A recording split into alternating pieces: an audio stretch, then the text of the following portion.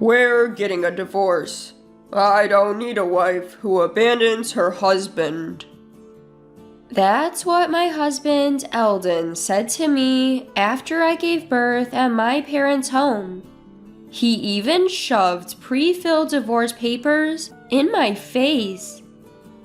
Up until now, Alden hadn't shown any concern for me during my pregnancy. In fact, he quit his job for selfish reasons and is now unemployed. I finally lost all love for Alden.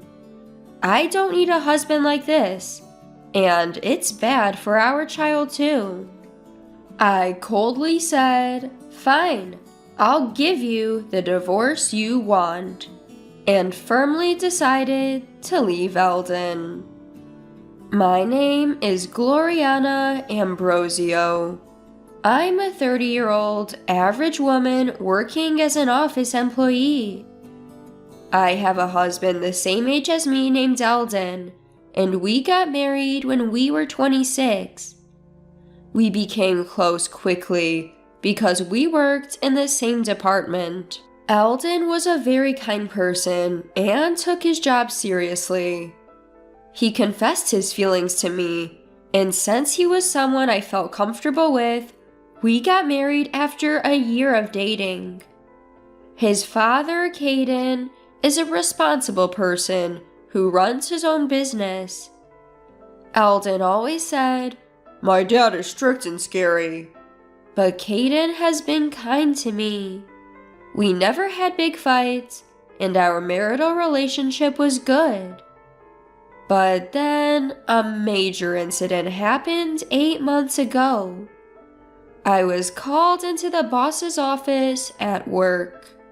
Wondering what it was about, the boss told me something unexpected. Actually, I've heard Alden's work attitude is poor. Specifically, he doesn't meet deadlines and doesn't apologize for being late to client meetings. His boss is at a loss about what to do. Could you talk to him? Shortly after Alden and I got married, we were separated into separate departments. I was shocked. We had been in separate departments since we got married, and I had believed Alden was working diligently. There was no sign of any change at home, and I started to worry that he might be under stress. I asked Alden about it that evening. Then he promised me, "No, I'm not getting along well with my boss. I'll talk to him and resolve it, and I'll change my attitude." But a week later, he came home and said, "I quit my job. I can't work under that boss anymore." I checked with his boss, and it was true. "Alden's work attitude has worsened since joining this department. He doesn't reflect on his actions and only makes excuses. That led to an argument, and he quit." For the record, Alden's boss is well-liked and respected in the company. It was natural to think the problem was with Alden. Still, he seemed to regret quitting. "I'm sorry for the trouble. I'll find another job soon," he said. I thought things would be okay, but that was wishful thinking. A month passed and Alden only complained. "No company wants me," without seriously job hunting. He graduated from a prestigious university and has work experience. There should be at least one company willing to hire him. When I asked what kind of company he wanted, he said, "One without a nagging boss, where I can make at least $5,000 a month. I went to a prestigious university. I should be picky." My thought was, you're being way too picky. I just wanted him to work like a normal person. But Alden continued to avoid work, becoming fully unemployed. I was puzzled by Alden's change of character, but one day I came home from work to hear Alden talking on the phone. "Since Gloriana is working, I don't have to. I'll just sweet talk her into supporting me. I never thought pretending to be serious would work this well." At that moment, I realized I'd fallen for a complete fraud. The real Alden was just a slacker who had been playing the role of a nice guy. When he noticed me, he tried to brush it off, saying, "I was joking. I'll look for a job."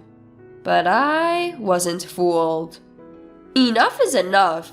You better start working," I yelled, insisting he find a job, any job. Part of my anger came from concern for our future, but there was another, more pressing reason. I was pregnant. I found out I was expecting around the same time Alden quit his job. Raising a child costs money, so I wanted Alden to find stable employment. But as I mentioned, Alden remained jobless and didn't care much for my pregnant condition. I was struggling with morning sickness and other issues, making household chores difficult. Yet, Alden lay on the sofa eating potato chips, even saying, "Pregnancy isn't an illness. Deal with it." I had hoped he'd change as he became more aware of his impending fatherhood, but his attitude remained the same. In fact, it worsened. Just yesterday, he got furious when I used canned food to save time on cooking. "You should feed your husband proper meals. That's a wife's duty," he lectured. I was furious. We had a heated argument, and not once did he mention concern for our child. I'm seriously worried about our future together. Some might say, why not just divorce him? But if I do, our child will be born into a fatherless home. I'm emotionally unstable, especially with my first pregnancy, and the due date is approaching. I've decided to put off any serious discussions until after the birth. Given Alden's unreliability, I chose to give birth at my parents' home. My parents agreed it was the best option, but even then, Alden complained. "What am I supposed to do without you? Who's going to do the chores?" I was so fed up with Alden that I angrily told him, "You're an adult, figure it out yourself," and went to my parents' home. I later gave birth to a healthy baby. When I felt better, I went back to Elden for the first time in a while. When I returned to Alden's place after about 2 months, the house was a mess. Trash was scattered everywhere, and a pile of clothes lay next to the washing machine. As I stood there, stunned, Alden appeared with bed hair. "Finally, you're back. There's something I want to talk about." Alden pulled out a document with a malicious grin. It was a pre-filled divorce application. "I'm divorcing you. I don't need a wife who abandons her husband." Hearing this, my love for Alden completely evaporated. I thought, I don't need a husband like this, and he's a bad influence on our child. I coldly said, "Fine, you'll get your divorce," and was determined to leave him. Still, Alden remained defiant. "You'll regret it if you divorce me. Now, fill in your part." I snatched the divorce papers from him and filled them out immediately. I decided to take them straight to the courthouse. "Goodbye then. I'll come back for my stuff later. Don't throw anything away." I left the house and went directly to the courthouse. The divorce was finalized, and Alden and I became strangers. I returned to my parents' home and decided to raise my child with them. I didn't want to stay in a house filled with bad memories, and raising a child alone was daunting. My parents are trustworthy, and it's comforting to have them around. Life became a daily joy, watching my child grow while navigating the challenges of new motherhood. However, a month after the divorce, Alden suddenly called my parents' landline. I had blocked his number on my cell, but I'd forgotten to block the landline. Hey, when are you coming back? I'm struggling here. Confused, I retorted, "What? We're strangers now. I'm never coming back."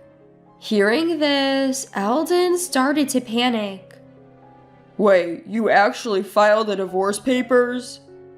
Yes, you wanted a divorce, didn't you? I've been over you for a while now, so I submitted them a month ago. Upon hearing my blunt response, Alden became furious. Why did you file them? I was just trying to scare you into coming back and taking care of me. I was utterly disgusted by his twisted logic. Whether you are serious or not, I have no intention of reconciling with you. You've been useless ever since I got pregnant. Who would want to be a family with a man like that? I get it. I'm sorry. I've reflected on my actions. Please come back. I'm really struggling financially. He was pretending to be remorseful now. We settled our property when we divorced, and like I said before, you're an adult. Figure it out. I yelled and hung up the phone. I immediately blocked his number to prevent further calls. I thought that was the end, but a month later, on a peaceful Sunday afternoon, the doorbell rang. It was Elden.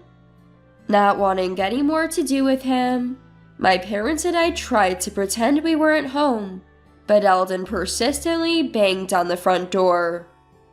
Hey, I know you're in there. Come out. Not wanting to disturb the neighbors, I reluctantly went to answer the door. There stood Elden, skinny and unshaven. I hadn't seen Elden in 2 months, and I was shocked to see he looked like a drifter. Without asking, he walked into the house and sat arrogantly on the sofa. Gloriana, I need money. Just $1,000. I'm really struggling here. So why don't you get a job? You have a degree from a prestigious university, and you're not too old to work. Annoyed, I said this, and Alden began to explain. Actually, I've decided to make money through investment. Working a regular job is for fools. I found a trustworthy advisor online, so I'm good. I'm still in the red because I just started, but I'm told it'll turn profitable. But I'm running out of the money I got from our property division, so I need your help. I was sure it was a scam. My mom, looking disgusted, returned to taking care of the baby. My dad also looked like he thought it was a scam. But Alden, oblivious, kept insisting on money. I'll pay you back when my investments pay off and you can live the high life. I reached my breaking point with his incessant and nonsensical demands.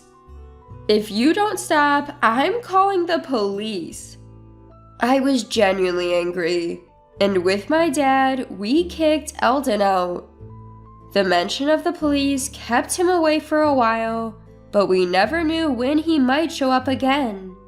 We considered moving, but with a baby, it seemed ridiculous to incur moving costs just because of him. So my parents and I devised a plan for the next time Alden showed up. Another month passed, and unfortunately, Alden returned. Seeing him, my mom immediately made a phone call as planned. My dad and I let Alden in and humored him for a while. His goal was still money. I'm in trouble. I can't reach my investment advisor anymore. I poured in over $10,000, and it was a scam. I have nothing left. You're the only one I can rely on. It was incomprehensible why he thought he could rely on me after all he'd done. But we couldn't just send him away. He might come back. So my dad and I listened to Alden's complaints to buy time. We were waiting for reinforcements. When Alden paused, I smiled reassuringly. Don't worry, I'll help you find a new job and a place to live. Alden's face lit up, not knowing any better. Really? Yes, really. Just then, the doorbell rang. I checked and let the visitor in. It was the person my mom had called. Seeing the man's face, Alden froze. Dad! My mom had called Alden's father, Caden. Actually, my parents and I had been consulting with Caden about our Alden problem. After hearing the whole story, Caden said, I apologize for the trouble my foolish son has caused you. If he bothers you again, please contact me. I'll come to pick him up immediately. So we decided to call Caden the next time Alden showed up. Alden was intimidated by his father, so we hoped this would have some effect. And it did. Alden was furious. Why did you consult my dad? This is a family issue. I'm not a child. I don't need to rely on my parents. But his face was pale. Caden, on the other hand, seemed to explode with anger at Alden's words. What kind of attitude is that after causing so much trouble? You've done something so terrible that even your parents have to intervene. What are you doing at 30? Alden was silenced and was taken away by Caden. After that, Alden started working as a general helper at Caden's company. He's being strictly trained in manners and how to be a decent human being. Moreover, his direct boss is quite strict, and if Alden slacks off even a bit, he gets scolded. Life must be hellish for Alden, and his salary is lower than when he was a regular employee. With debts to pay, he's not left with much. It's a far cry from his dream of making $5,000 a month without a nagging boss, and it must be tough. But he brought this upon himself, so I want him to suffer. As for me, I'm busy raising my child. My child is growing up healthy and strong. Life is tough, but my parents are supportive, and there are many experienced parents at my workplace, which is a big help. Recently, I went to the aquarium with my child and parents. My child was fascinated by the dolphins he saw for the first time and seemed to enjoy it. I want to give my child various experiences and want him to learn many things. I intend to do my best as a parent.